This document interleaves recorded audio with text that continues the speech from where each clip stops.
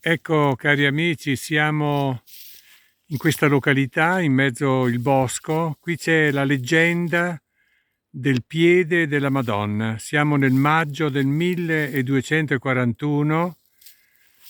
Questo piede della Madonna impresso sopra questo masso. Mi avvicino un po' per vedere proprio l'immagine anzitutto della Madonna e poi anche l'impronta del piede. Ecco, su questo masso, proprio qui davanti, si vede l'impronta del piede.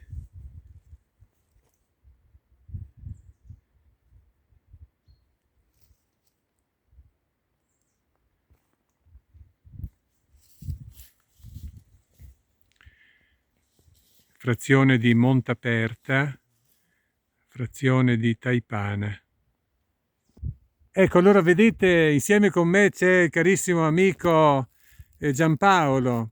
Ecco, lui sta proprio salendo piano piano per arrivare proprio qui dove c'è questo piccolo capitello, possiamo chiamarlo così, e ai piedi della statua della Madonna c'è questo masso su cui c'è l'impronta del piede, ecco come ci sta indicando il nostro Giampaolo. E poi su quella pietra c'è scritto qualcosa, no? Leggenda del piede della Madonna. Siamo nel maggio 1241.